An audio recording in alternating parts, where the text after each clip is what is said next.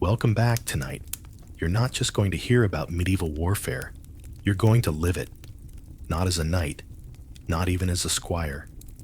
You're you, an archer with mismatched arrows, damp boots, and a recurring back injury. It's dawn.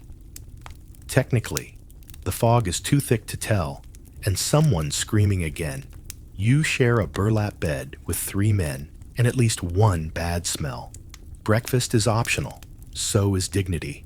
Forget everything you've been told about glorious battles, noble causes, or grand charges across open fields. This isn't a poem, it's a trench. You'll fire arrows that miss everything except trees.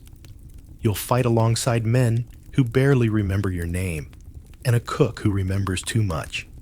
And when your bowstring snaps, you'll just tie it back together and hope you're not next. You probably won't survive the morning, but don't worry. Neither did the last 4 guys who stood where you're standing. Like and subscribe. If your fingers haven't frozen into regret yet, leave a comment. What time is it where you are? And what's the last thing you ate? Bonus points if it wasn't something that looked back. Now dim the lights. Wrap yourself in a scratchy wool blanket and maybe keep a splintered arrow nearby. For realism, congratulations. You've just woken up in a war camp, somewhere in the mud-soaked armpit of medieval Europe. It's not even sunrise, and your arrows are already bent. You're alive, but your best one might be for yourself. You wake up to the sound of someone screaming. Not in agony, at least not yet, just screaming.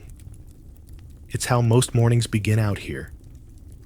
Your bed is a burlap sack stuffed with something that used to be straw, but now feels more like betrayal and mildew. You roll over and hit your head on someone's knee. He doesn't move. You hope he's just sleeping. You don't check. You try to sit up. Your back cracks like a bad omen. You stretch your arms and promptly elbow someone else in the face. You both apologize, but neither of you mean it. He spits blood. It might be yours. Congratulations. You survived the night. Barely. Now for the hard part. The rest of today. Outside the tent, it's chaos wrapped in fog. The camp smells like unwashed fear, burned oats, and armor grease. You step into your boots. They're still wet from yesterday. You don't ask why. You don't want to know. Someone yells, "Form up!" You pretend not to hear. You're busy stringing your bow. A process that should be simple, but instead involves praying it doesn't snap in your face like last time. You check your arrows. 12. No. Wait. 7. And one of them is bent like a question mark. You look around. The sun hasn't risen, but the yelling has. Your captain is already red in the face and screaming names, most of which sound like ancient curses. You're not on the list, which either means you're safe or already forgotten. Someone asks, "Breakfast?" Someone else laughs. You don't. Your stomach growls like a war drum. You hush it with yesterday's crust. A horse kicks over a cooking pot. The fire dies. Someone screams again. This time, it sounds more permanent. You sigh. Pull your hood up. Wipe a smear of something. Blood, gravy, off your bow. And you whisper the morning prayer of all forgotten soldiers. Please let me be someone else's collateral today. You shuffle toward the food line, or what passes for one. It's less of a line and more of a collective sigh in human form. The cook is a man named Bren. He has one eye, no visible soul, and a ladle that might double as a murder weapon. He slaps a gray paste into your bowl. You ask what it is. He says, "Turnip surprise." You ask what the surprise is. He says, "There's no turnip." You sit on a log that sinks when you breathe. Across from you is a boy. 15, maybe. He's gnawing on something that might have once been bread. He offers you a bite. You decline. You're still recovering from last time. A horn sounds in the distance, not the signal horn. The panic one. Everyone freezes. Except Bryn. He keeps ladling. Either he's fearless, deaf, or done caring. You drop your bowl. You pick it up. You drop it again. This is the rhythm of your mornings now. Eat, fear, repeat. Someone vomits nearby. Not because of nerves, because of breakfast. You check your gear. Your bow is splintered. Your arrows are mismatched. One is clearly someone else's. You keep it. Finders, keepers. There's a speech. The captain climbs onto a barrel to deliver it. He says something about glory, unity, and dying with honor. The barrel collapses under him. You try not to laugh. You fail. He makes eye contact. You pretend it was a cough. The sky lightens. Not with sunlight, just with slightly less gloom. Someone taps your shoulder, says, "Ready?" You say, "No." But you stand up anyway, because today, like every day, you're underfed, overtired, and slightly more afraid of your own side than the enemy. But you're an archer, and archers don't get second breakfasts. They get second chances to regret showing up. You take your position on the ridge. It's not much of a ridge, just a slope that's slightly less muddy than the rest. It smells like fear and wet leather. You crouch behind a stack of hay bales. They're supposed to be protection. They're also slightly on fire. No one mentions this. You knock your first arrow. Your hand shakes. Not from fear, from hunger. Also, maybe fear. Your captain yells, "Loose on my mark." You don't hear the mark, too busy trying not to sneeze. You fire anyway. The arrow arcs beautifully into a tree behind you. A nearby soldier laughs, then promptly gets hit in the face with a thrown rock. You don't laugh. You're learning. You reload. This time, you aim lower. You squint. The battlefield blurs into smoke, screams, and someone's discarded sandal. You shoot again. It hits something. You think it might have been the enemy. You also think it might have been a goat. A horn sounds again. This time, it's the charge. You are not part of the charge. You are support. Support means shoot until they find you. Then run faster than your reputation. A horse gallops past, riderless, covered in what you hope is mud. You crawl forward. Your foot lands in something soft. It makes a noise. You pretend you didn't hear it. 3 arrows left. One is cracked. One is bent. One is beautiful. You save the beautiful one. Maybe for later. Maybe for yourself. Someone yells your name. You ignore them. Could be orders. Could be goodbye. You loose one more shot. It flies true. It strikes a man in full armor and bounces off with a noise like disappointment. He turns to look at you. You duck. You've officially contributed, kind of. The battle continues. You reload again. Your fingers ache. Your soul does not.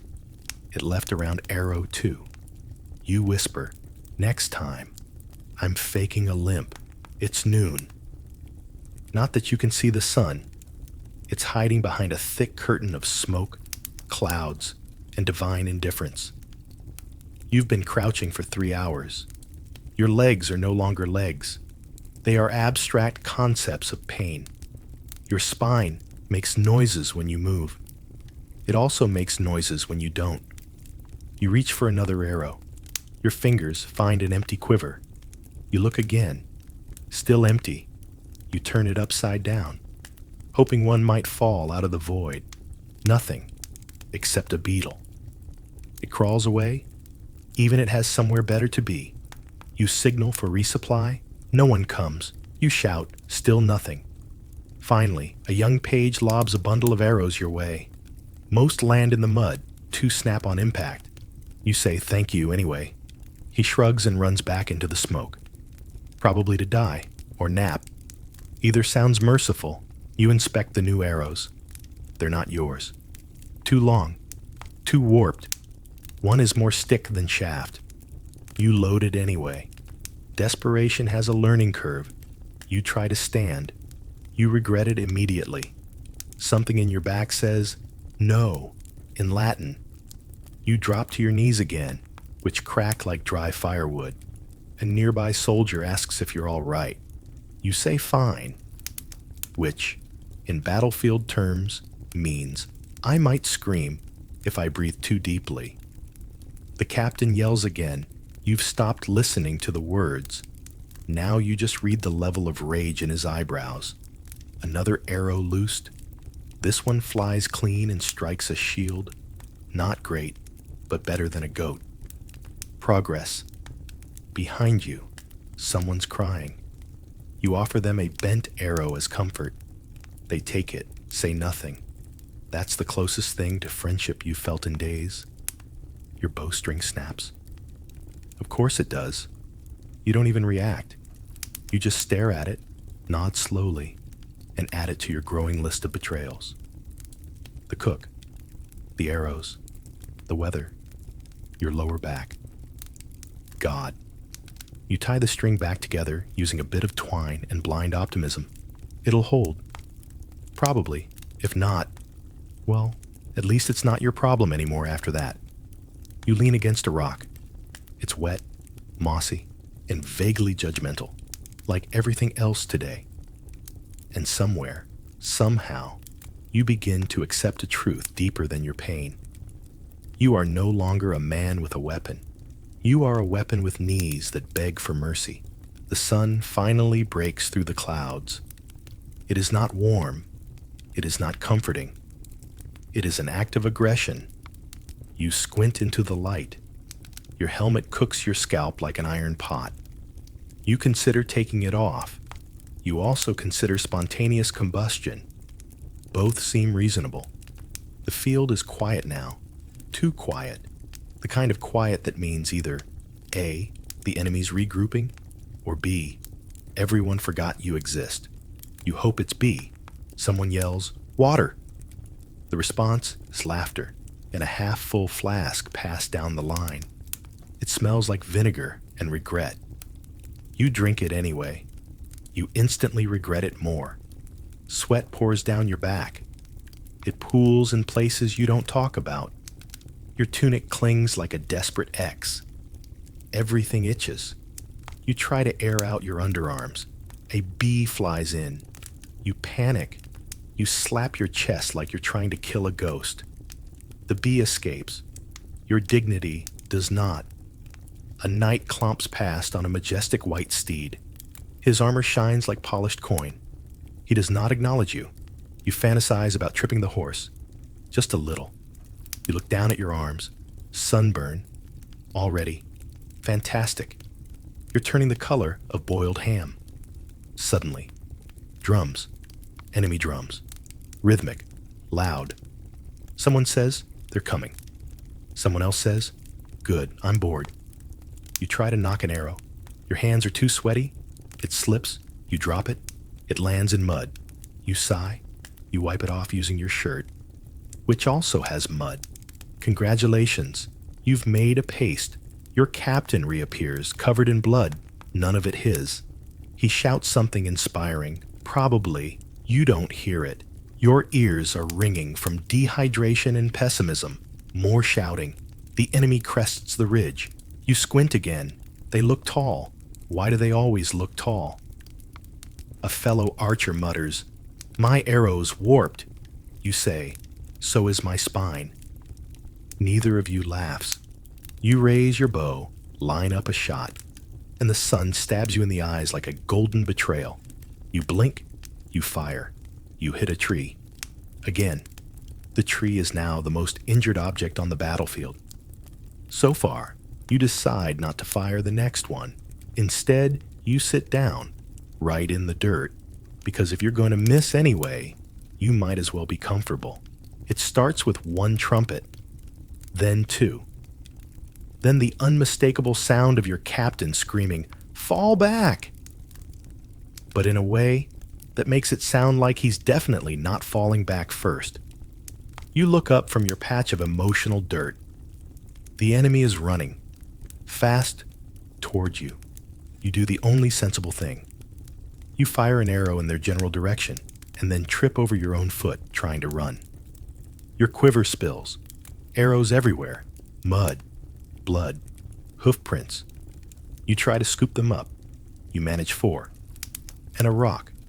You keep the rock. You don't know why.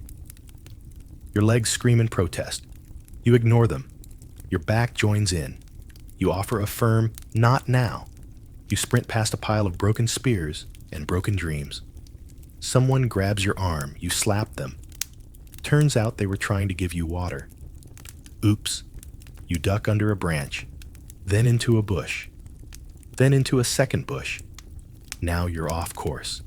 Now you're lost. Now you're in a pig pen. There are pigs. They are judging you.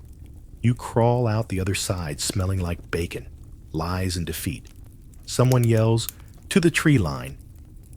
You have no idea where that is. You follow a guy with nice calves. You assume he knows things. Arrows whiz past. One grazes your ear. You scream, not because of pain, because that was your last good ear. You leap over a ditch. You almost make it.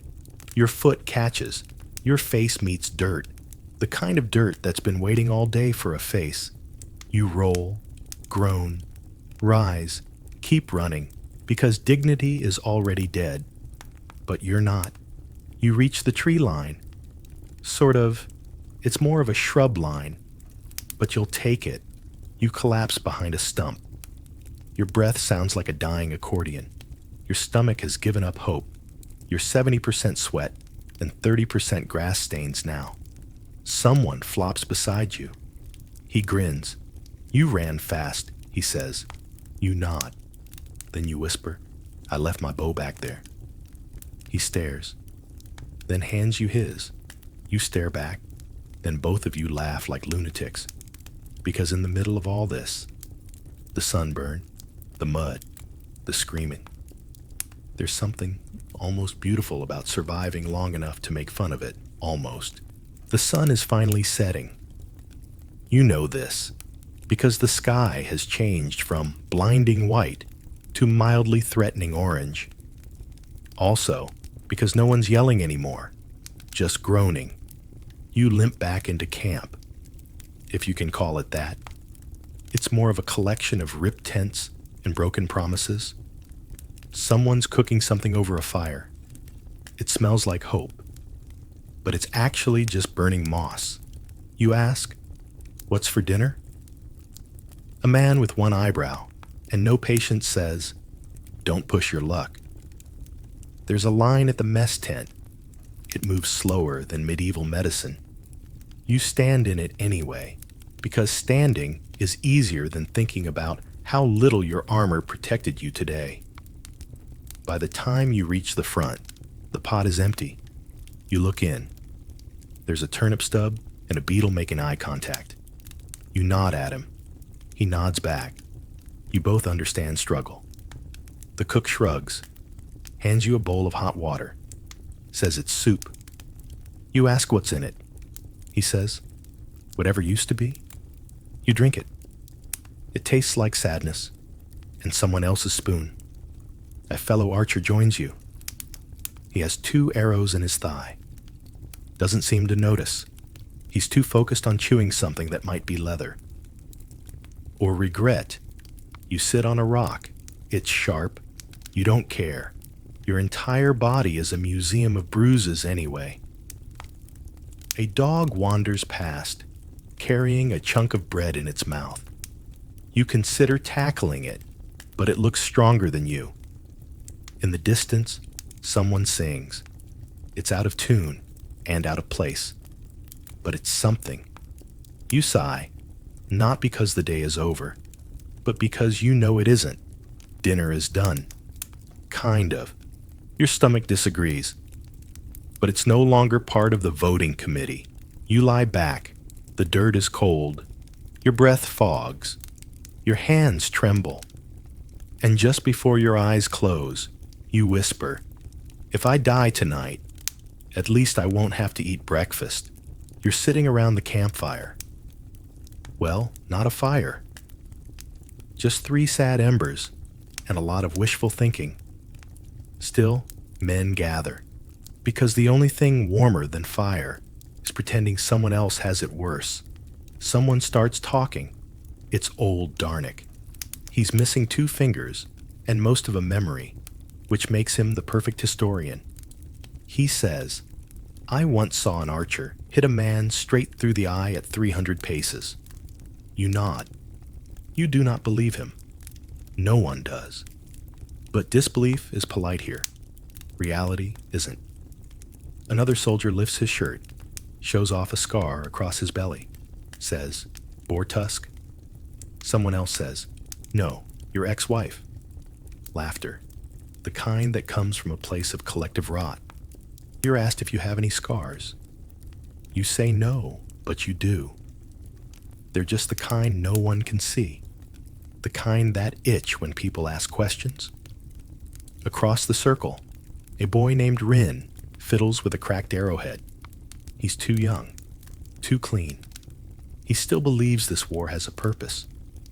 He leans over to you, whispers, "Do you think we'll make it home?" You say nothing, not because you don't know the answer, but because you do. The wind picks up. It smells like blood and burned leather. Someone throws a log on the fire. It hisses, not in anger, just in exhaustion.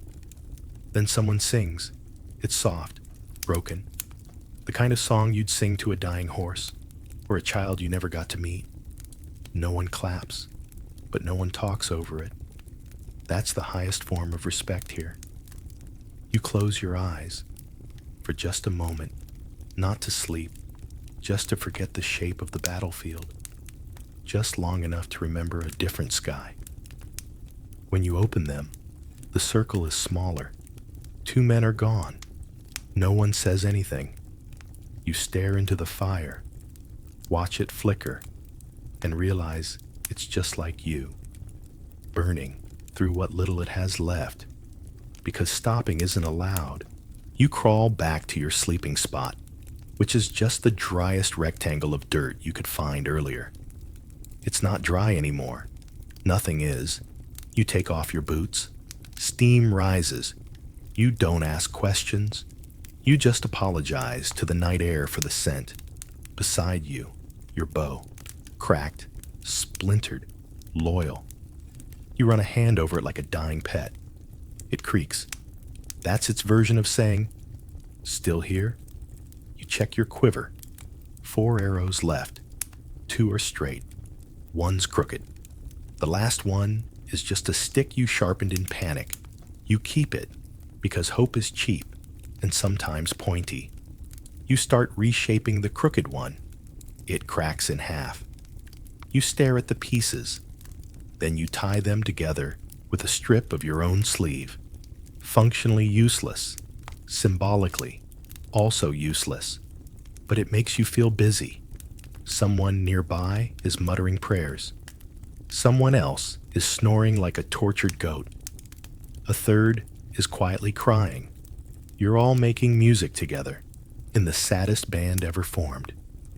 You think about tomorrow, about the battle, about how, eventually, the enemy will run out of arrows. Or you will. Whichever happens, first decides the plot twist. You tuck your bow beneath your arm. You curl around your remaining arrows like they're treasures, like they matter, like you do. You stare at the stars.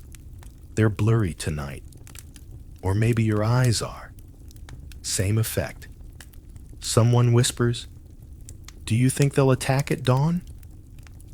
Someone answers, "Depends. Do you think they hate sleep too?" You close your eyes, just for a second, and before you drift, you whisper the quietest, saddest vow an archer can make. "If I've only got 1 good arrow tomorrow, please let it count.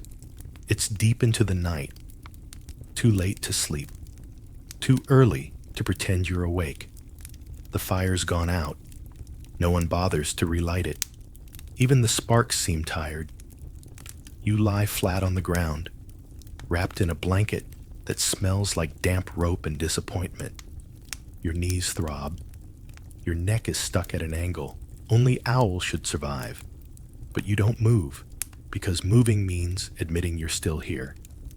The moon hangs above like an eye that forgot how to blink. It watches you, silently, judging. You try to cry quietly, because loud crying is for people who still have energy. Yours comes out in hiccups, little pathetic ones that sound like broken hinges.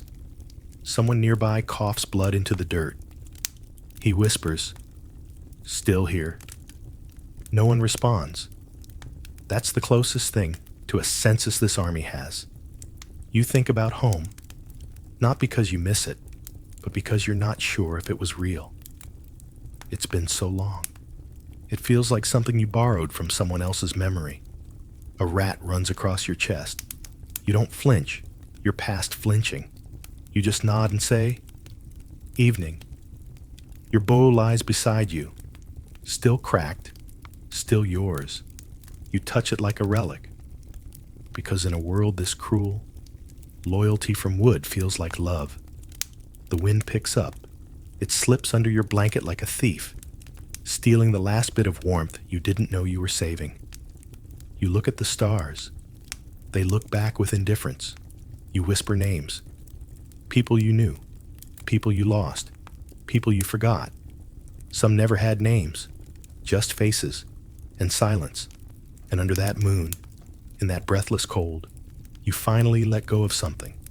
Not your life. Not yet. But the idea that you'll ever get out clean. You close your eyes, not because you're tired. You were tired 5 battles ago. Now you're just paused. The ground beneath you is frozen solid. Or maybe it's just your bones. You're not sure where the frost ends and you begin. Sleep doesn't come.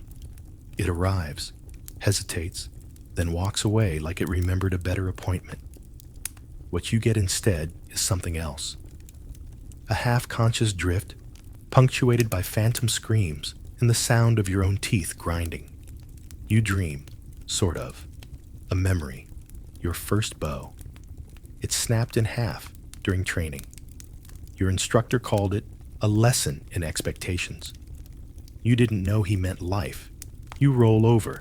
A rock presses into your ribs. You don't move it. It's the only thing reminding you. You're still physical nearby. A man whispers in his sleep. A woman's name. Then a scream. Then silence again. You envy him. Not for the dream. For the forgetting. A wolf howls in the distance. Or maybe that was just wind pretending to care. You look at your hands. They're cracked, split from cold and string tension, and trying too hard to matter. You tuck them under your arms, curl up like a comma. Not the end of a sentence, just a breath between two unfinished things. Tomorrow, there will be orders, marches, more arrows, or fewer. Doesn't matter. You'll still have to stand, still have to aim, still have to miss. You whisper to no one. If I wake up, fine. If I don't, that's someone else's problem. And finally, not sleep, but stillness. Not rest, but surrender. Not peace, but the closest thing your life allows.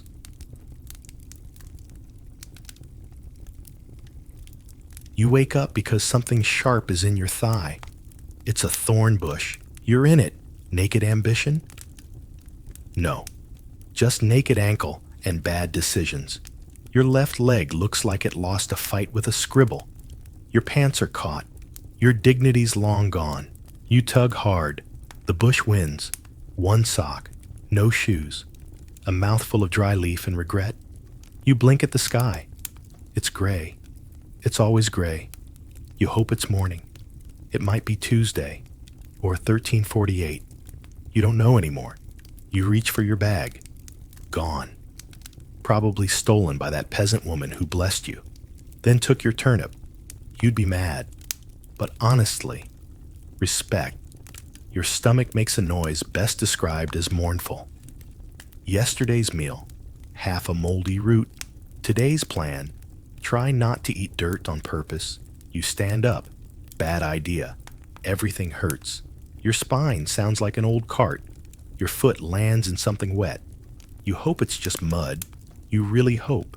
There's movement ahead. Hooves. Voices. Search party. Angry farmers.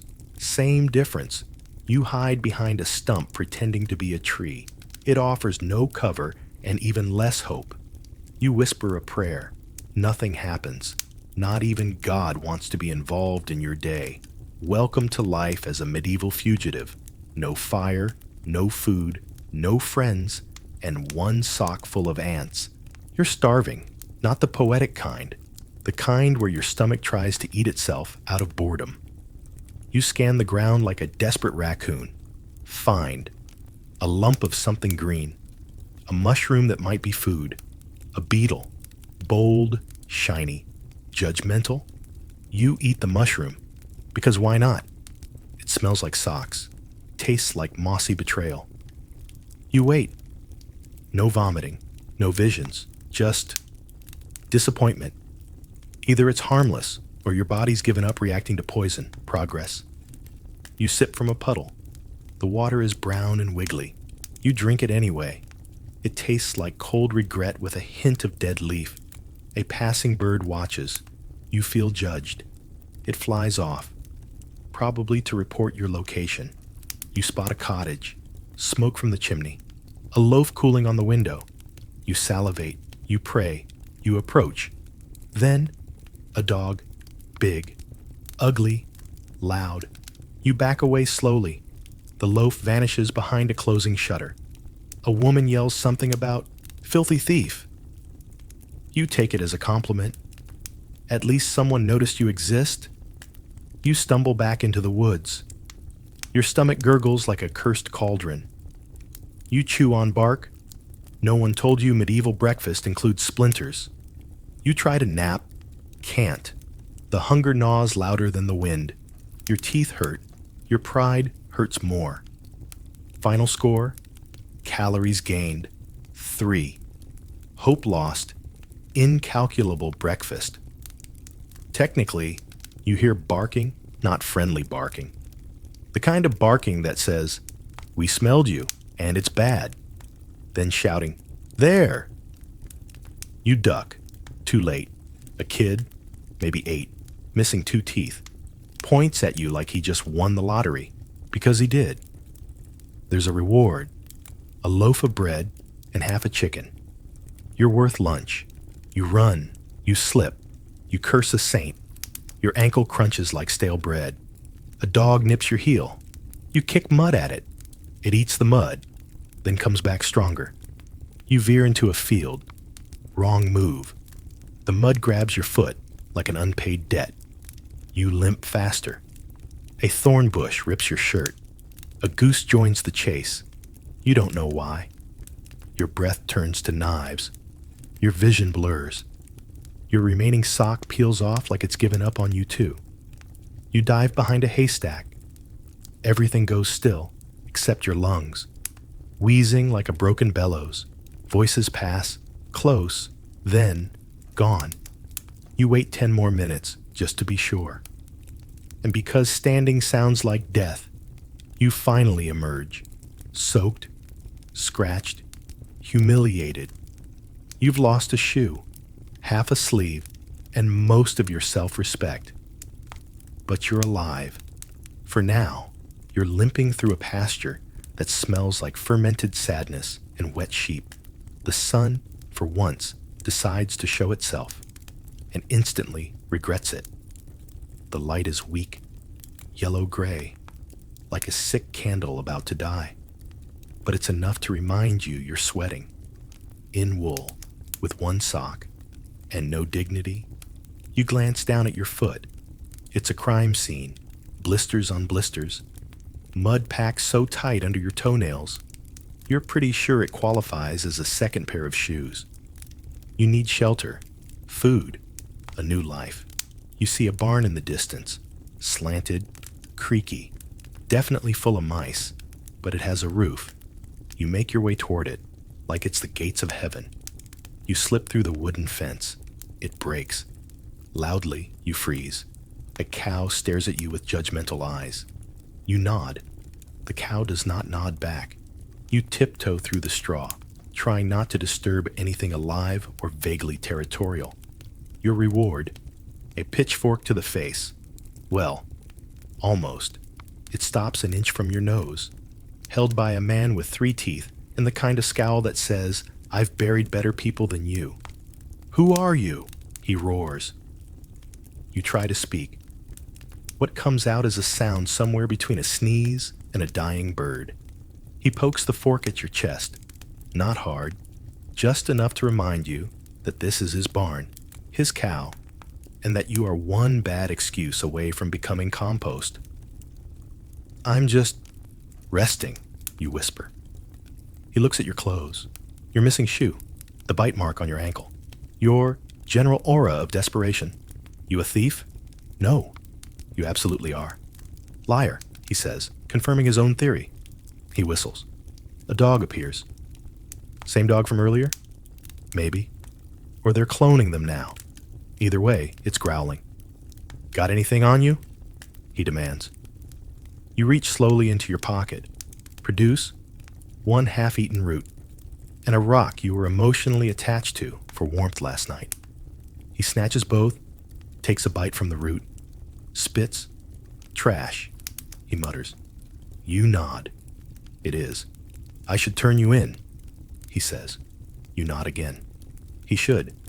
Instead, he waves you toward the pile of hay. "Lie there, be gone by dusk, or I'll bury you under the pig trough." You thank him. He does not acknowledge it. You lie down. The hay smells like moldy dreams. You close your eyes. Then, thief! Your heart nearly leaps out of your chest. You jolt up. He's pointing at you again. You're confused until you see her. A girl, maybe 7, holding a wooden spoon like a weapon. She's pointing too. "She stole my apple." You didn't. You haven't seen an apple in days. But you realize you're standing under the apple tree, and one just happened to fall near you. You're not even chewing. But that doesn't matter.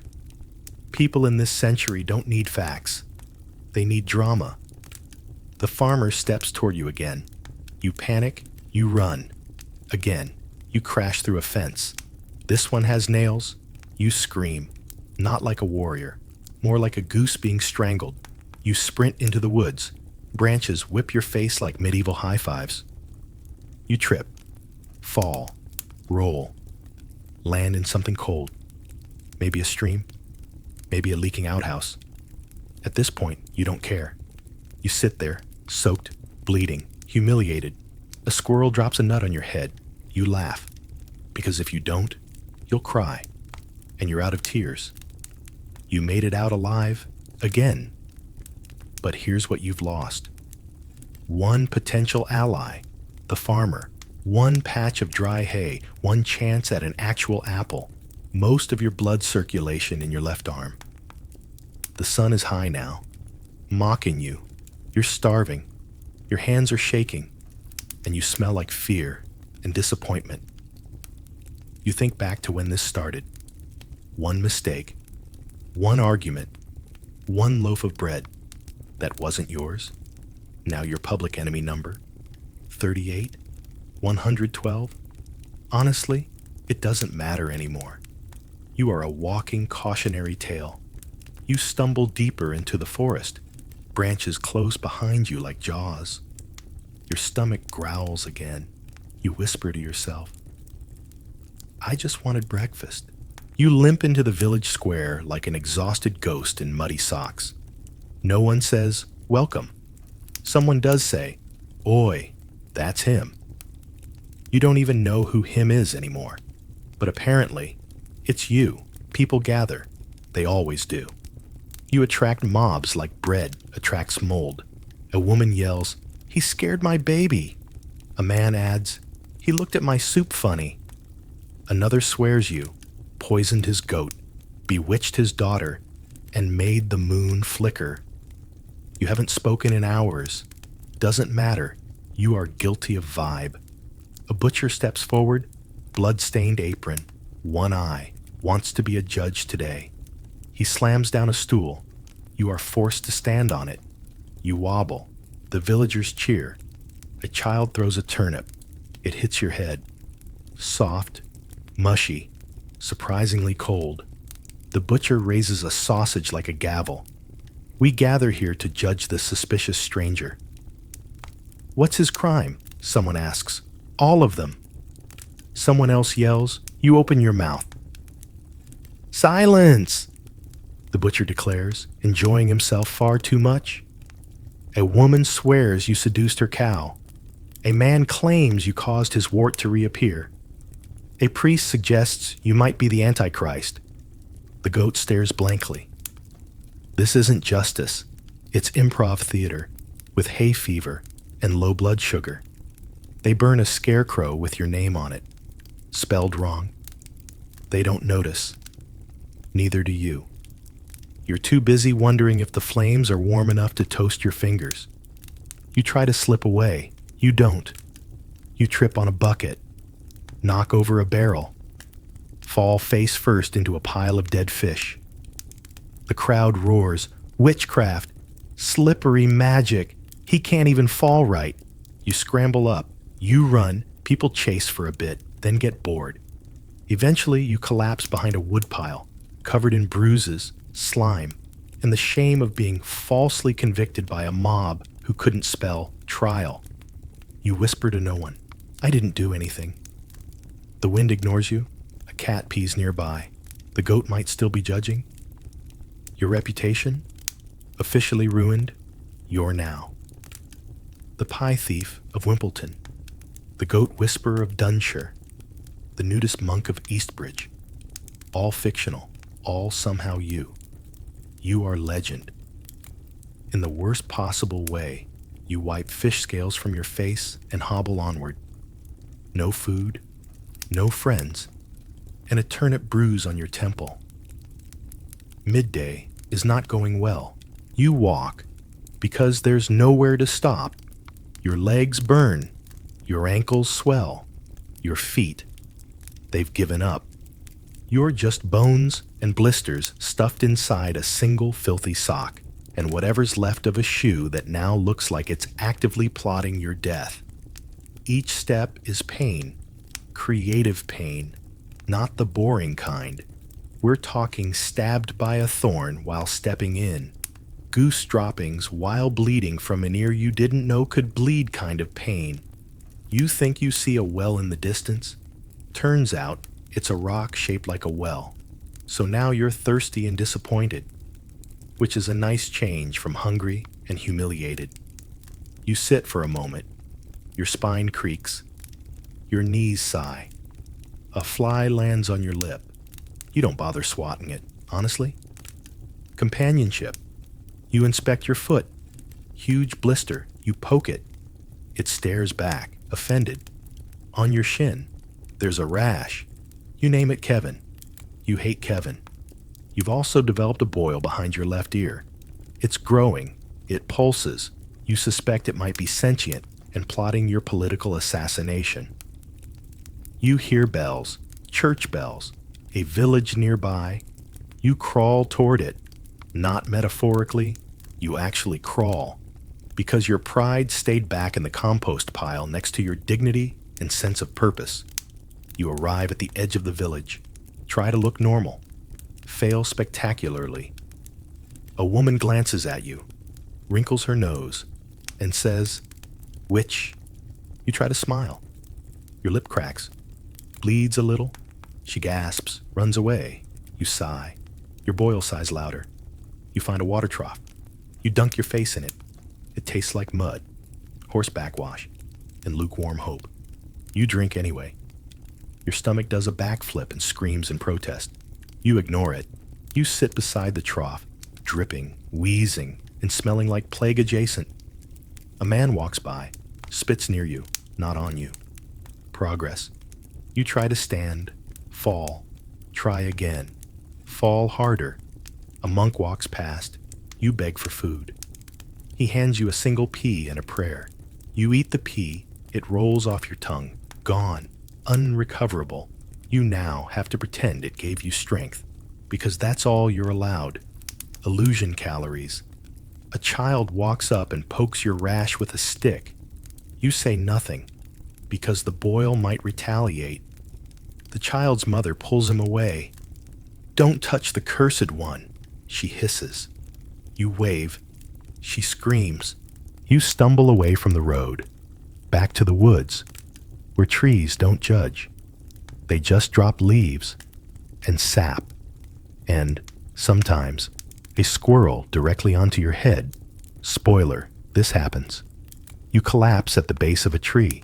You think about food, sleep, boiling your last sock for soup. But mostly, you think about who you were before all this. A baker, a traveler, a scholar. No, just a guy who looked at someone's wife too long or stole the wrong loaf. You don't even remember the exact crime anymore. Now, your entire identity is unwashed mistake in human form. You scratch Kevin. He retaliates by spreading. You whisper, "Tomorrow will be better." The tree drops an acorn on your nose. The sun begins to set. If you can call that smear of orange behind the clouds a sunset, it's more of a surrender. Like the sky gave up, too. You are hungry. Not hungry. Bone deep, gut clawing. Start hallucinating your own thumb as a sausage hungry. Your stomach makes sounds that legally qualify as a distress signal. You wander toward a thatched hut on the edge of the woods. Smoke curls from its chimney. You imagine stew, meat, even vegetables.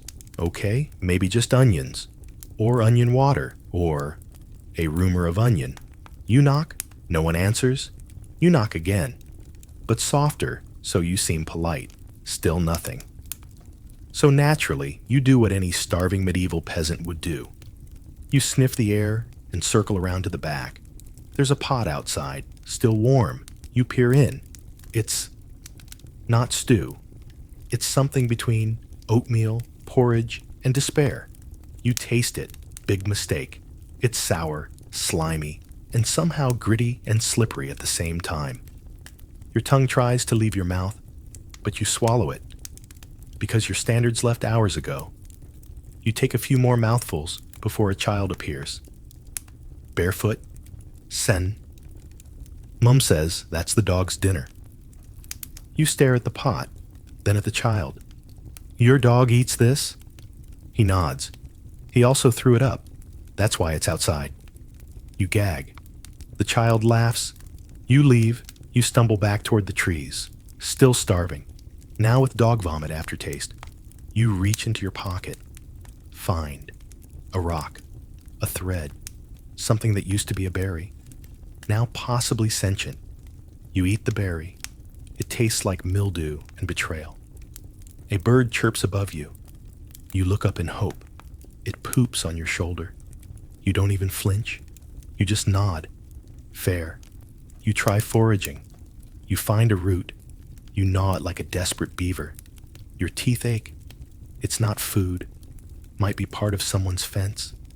You try chewing grass. It works. If you're a goat, you are not a goat. You are worse.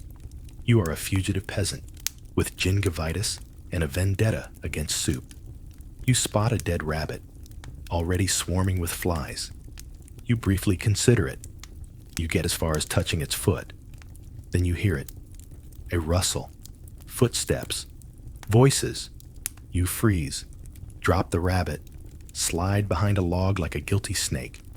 A group of villagers pass, laughing, holding bread, cheese, a roasted bird. You cry, quietly.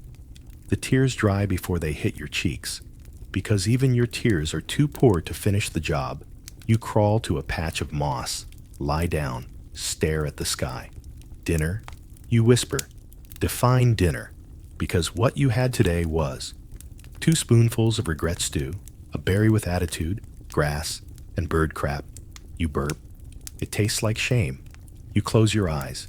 Your stomach rumbles one last time. Long, slow, like a dying animal. Then quiet.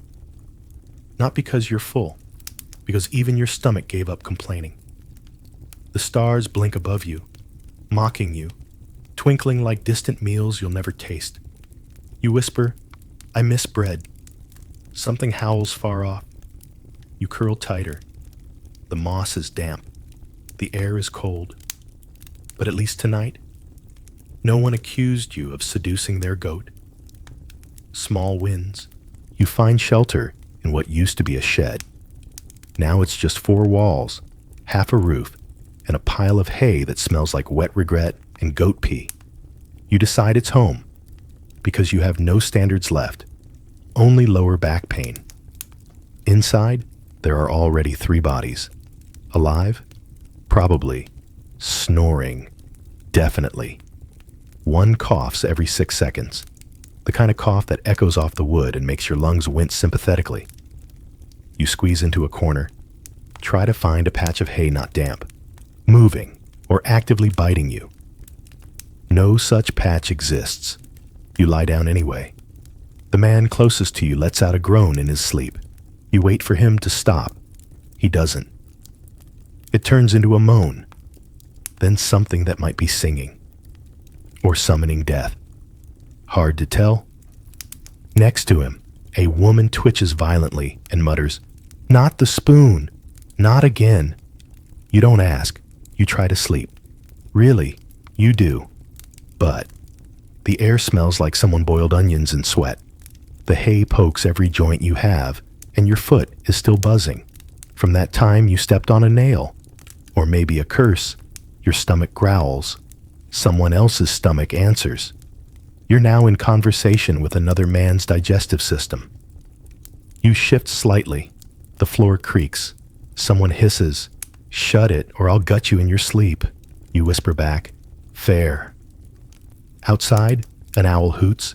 Inside, someone farts, then coughs, then farts again, as if offended.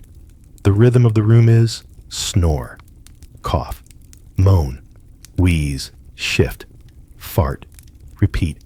You breathe shallowly, trying not to inhale anyone else's sins. A rat scurries over your foot. You pretend it's a dream. It comes back with a friend. They settle next to your hip like they paid rent. You roll over slightly. They stay. Congratulations. You now have roommates. Someone starts praying. Out loud. In Latin. You're not sure if it's to bless the room or ward off the cough demon. Either way, it doesn't work. The man by the door coughs so hard, something wet lands on the wall. You flinch, quietly, internally, because making noise equals death. You close your eyes again. Try to picture something peaceful. A beach, a fire, a meal without judgment or parasites. You manage to drift, not into sleep, into a blurry in-between where dreams are just fever symptoms and your thoughts smell like mildew. You jolt awake. The coughing stopped. You're not sure if that's good or bad. You look around. No one else stirs. Just heavy breathing, twitching fingers, and one guy scratching himself like he's auditioning to be a flea. You close your eyes again. And finally, maybe, you sleep. Not deeply, not safely, but sleep all the same. You dream of stew. It bites you back. You wake up to something warm and hairy on your chest. At first, you hope it's a blanket. Then you remember, you don't own a blanket. You barely own socks. One sock, singular, and the thing on your chest just moved. You open your eyes slowly. It's a rat, a bold one, sitting on your collarbone like it pays rent, grooming itself, looking into your eyes. Zero fear, zero shame. You do what any rational person would do. You stop breathing and pretend to be dead. The rat yawns. Chews a crumb it found on you, probably the last crumb from your entire existence. Then it climbs down your neck like you're a tree that disappointed it. You exhale too soon. Now there are two rats, one at your feet, one near your hair. They're not running. They're exploring. Oh, look, a sleeping human carcass buffet. How quaint. You sit up slowly, carefully. The hay rustles. A third rat scampers behind you. You are officially the midnight entertainment. You whisper to yourself, maybe they'll leave. They don't. Instead, they start fighting. On your leg, tiny rat screams, rat slaps. You feel teeth. You swat at them. Big mistake. You swat one into the wall. It bounces off and immediately runs back. Angrier, insulted, and now squeaking louder than your thoughts. Someone groans behind you. Shut up trying to die in peace. You nod in the dark. Fair. You crawl away from the rats. Well, try to. Your knees crunch. Your ankle mutinies. Your hip cracks like old wood. Basically, your body makes more noise than the rats. You crawl toward the wall. A plank with a hole in it seems promising. You nestle there. No hay, no rats. You smile, then feel something soft move under your palm. You've just grabbed a dead bird. Its eye rolls slightly. Or maybe that's your imagination. You let go. Slowly, silently apologize. Shift to the left. Now you're on a damp patch. Of what you don't want to know? The coughing starts again. Deeper this time. More. Final. Someone wheezes like a dying accordion. Another person groans in their sleep. Not again. Not the cheese, you whisper. Me too. The rats return. You feel them around the edge of the room now. Their tiny feet, their judgment. You are not food, but you are close. You hear a squeak near your head. You hold perfectly still. This is now your life. The rat climbs over your shoulder, sniffs your ear, makes a noise of mild disgust. Even the rats are unimpressed by you. You sleep in flashes, seconds here and there, interrupted by cold wind, coughs, or claws. At one point, you dream your soup, just hot broth, floating, peaceful. Then someone dips bread into you and says, "Too salty." You wake up crying. Eventually, dawn starts bleeding into the cracks of the shack, pale, cold, indifferent. The rats scurry back to wherever rats go. You lie still, trembling slightly, unsure if you're awake or just less asleep than before. You sit up. Your back screams. Your neck clicks. Your dignity. Still missing. You survived the night. Kind of. You whisper to no one. Never again. You both know that's a lie. You wake up shivering so hard your teeth knock together like they're trying to start a fire. They don't. The rats are gone. The coughs are quieter. The people in the hut? Either sleeping, dead, or both. You sit up. The air stings your skin like it holds a grudge. Your breath fogs the air in front of you. You watch it vanish. It looks freer than you. You step outside. Instant regret. The world is white, not magical. Snow globe white. More like the crops are dead, and you will be too. Kind of white. Snow crunches under your one sock. The other foot? Wrapped in rags, mud, and one increasingly suspicious leaf. Your blisters are now ice sculptures. Your fingers don't bend anymore. You hold them in front of you like wilted carrots. Carrots would be nice. Carrots mean soup. Soup means warmth. You haven't seen any of those things since Chapter 0. The sky is gray, not cloudy, just permanently gray.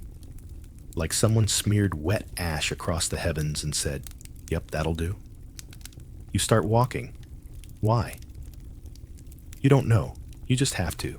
Standing still means death. Moving means slower death. Great choices. Your stomach doesn't growl anymore. It just hums, like a distant memory. You're past hunger now. Now it's just hollow, your last solid meal.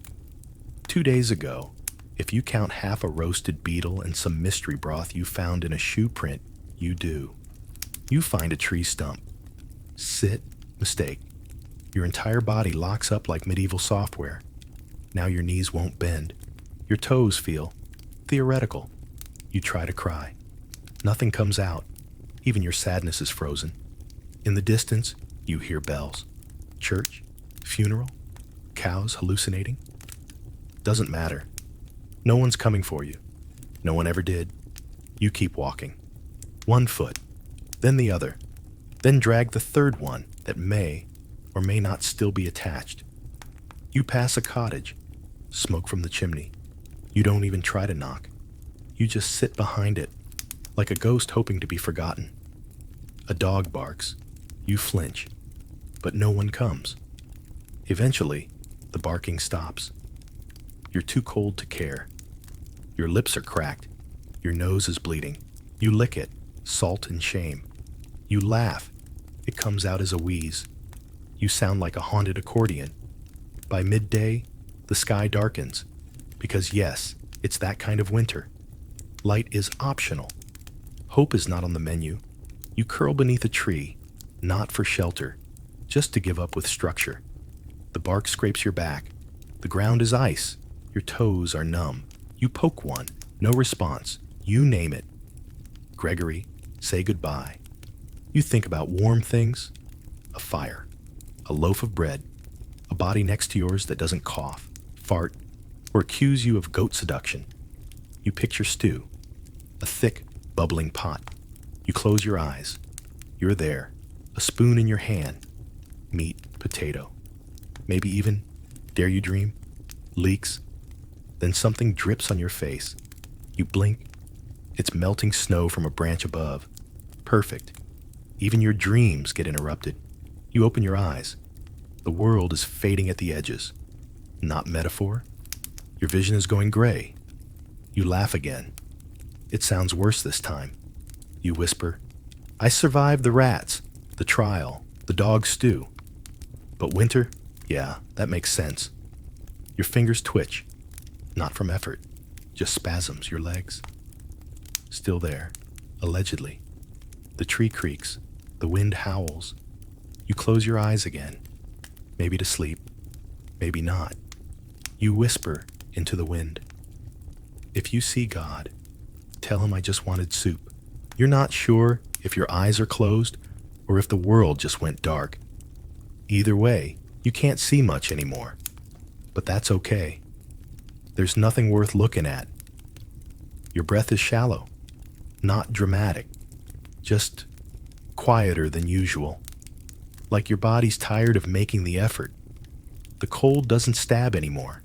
It just sits inside you, heavy, still, like someone poured snow into your bones and forgot to stir. You lie there under the tree. The sky above you is the same as it always is, colorless, cruel, like it's waiting to see if you'll flinch one last time. You don't. You drift, not fully asleep, not fully awake, just hovering somewhere between frozen consciousness and historical irrelevance. Someone walks by. Or maybe it's a deer. Or a hallucination. They don't stop. Of course not. You are indistinguishable now from any other lump on the roadside. A sack, a stump, a story no one tells. You hear wind, or ghosts, or just your own blood slowing down. Your thoughts stretch, weird slow shapes. You remember bread, not a specific loaf, just the idea of bread, warm, dense, maybe rye. You remember a face, could be yours, could be your mother's. You barely recall what a mirror looks like. You remember how this all started. A bad moment, a wrong word, a stolen thing, a lie you didn't tell but got blamed for anyway.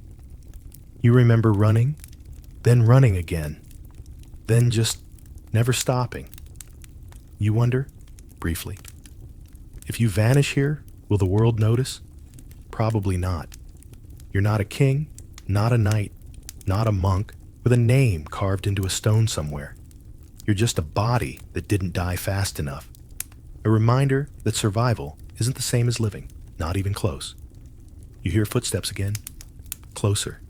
You don't lift your head. Why bother? A voice mutters, "Just a peasant," and keeps walking. That's your epitaph now. 3 words, no candle, no bell, no burial. You try to sleep again. But sleep doesn't feel like sleep anymore.